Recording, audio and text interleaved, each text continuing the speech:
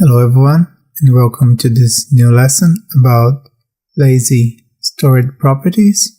And what we're going to be seeing on this class is how we use lazy stored properties to make our applications even better. So what is lazy stored properties? So lazy stored properties is properties that we created, and they are going to be in our application dormant until we needed that variable to be initialized. So let's look into this example that I prepared for you. And what we have here is a data importer. So this could be, for example, let's say we have a user where it generates a profile where we have a simple image and then some data like username, email, date of birth, whatever that it is. And then when you click it on the image, it downloads a very large image with more detail. So we don't actually want to go and download that very large image until it's actually necessary. So how do we do that?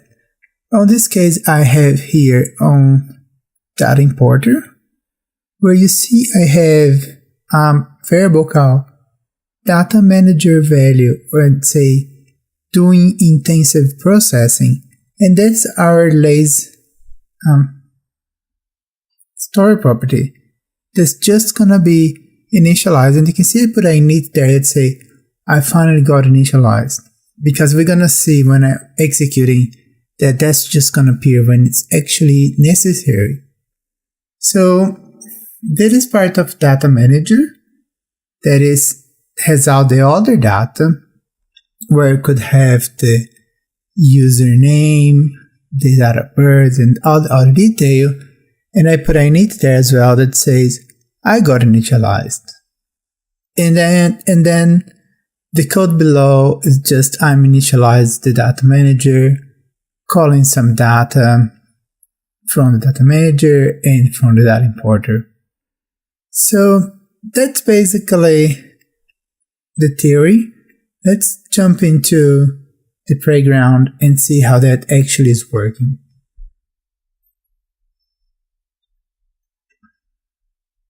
Okay, so here on playground, and what I'm gonna do, I'm gonna comment it out this part of the code.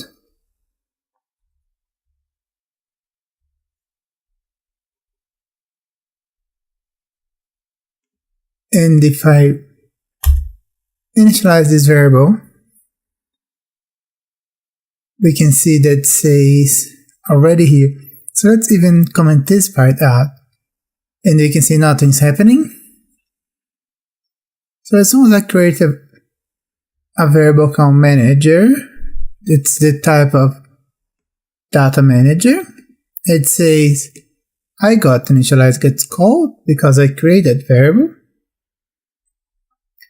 And then I can go ahead and access the value of manager.data that says access data without initialize data manager. And I can actually access the value. You can see here, I'm accessing the value. But you see, data importer, data manager value, let's say doing intensive processing, didn't got initialized at all yet. So when I call that value, and you can see that the variable is declared here inside data manager. That's very important to notice, because you say, oh, okay, you're not calling anything inside here, but it is declared. It's the same thing that I'm doing here. See, data manager here. I'm not calling data here. And that's what is important to notice. I'm not calling anything inside data manager here. I'm not calling data, but say I got initialized. See, I'm not calling it yet. So when I call it, well, that was already initialized anyway. But here, I'm already declare that variable the same way I did here, but this didn't got initialized. However, when I go ahead and then I access that variable, now I need that variable. Now Xcode's gonna go there and it's gonna initialize for me. So now I have access to the value, but now the variable got initialized. So this is how lazy storage property works. I hope you understand. This is a little bit more to the advanced part. It's very useful when you don't want your application to be using data that's not really necessary, especially if your application is using network, especially if your user is on 3G. You don't want it to be using network that's not really necessary. You don't want to be using battery and things like that. So that's when you use it.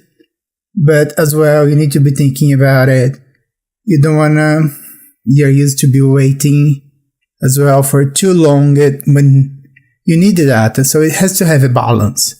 So if you have any questions, just let me know and I'll answer as soon as I can, as always. I hope you enjoyed this and have a good day.